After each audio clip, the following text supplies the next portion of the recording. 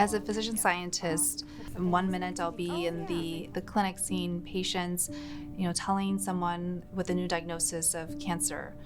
And then the afternoon I'll be in the laboratory speaking to my graduate student, guiding them and trying to show them what they need to do to make that really exciting discovery.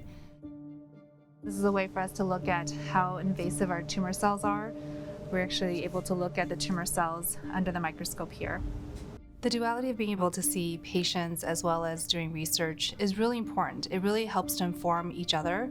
One inspires the other. Without the ability to create new tools to address my patients' concerns, I'd feel a little bit, what else can I do? I want to be able to do more. Bench to bedside is a really important term here. It gives us opportunity to make discoveries at the bench or the lab bench, the research bench, and then through the process of actually making sure that the research that we discover at the bench is good enough for the bedside when we actually can give it to our patients and deliver that drug or the discovery that we make. This is Angela, one of our graduate students, and she is working with cells right now, and she's basically asking a question about how these environment cells can influence tumor cells. Bench to bedside seems like a pretty quick phrase, but it can and it does last years because we have to be really careful with how we study the questions that we want to answer. We really want to make sure what we're finding can be used at the bedside.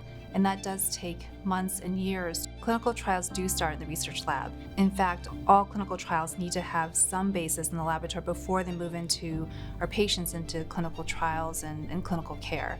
And so the discoveries we make in the laboratory are so important to actually inform how can we focus our clinical trial findings and how can we actually make sure that we're asking the right questions first in the laboratory before we ask them in our patients. We're just really studying how are aggressive cancers, how do they live, and what are the signals they make, so we're able to grow them in this environment and actually study them and be able to really personalize the research questions. If resources were of no concern, there's so many exciting questions. So they vary from, now we have technology to actually analyze a tumor at the single cell level.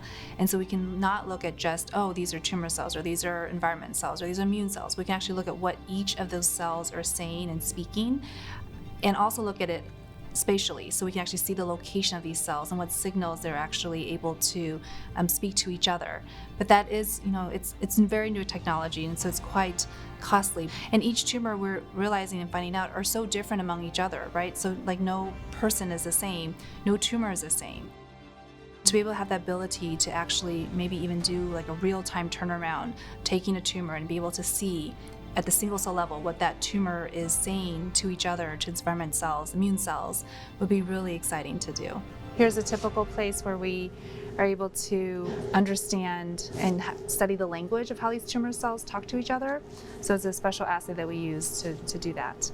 And all the equipment, everything here is needed and necessary to do the research that we do, and it's a very sort of our kitchen, I would say, of the laboratory.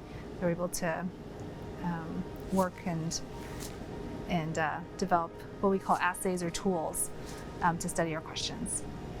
What is important to remember is that it does take a community to make this all happen. It takes a system, like an infrastructure. We can't just do it alone, and having that ability to do it here together is not easy, and it takes a lot of time and passion.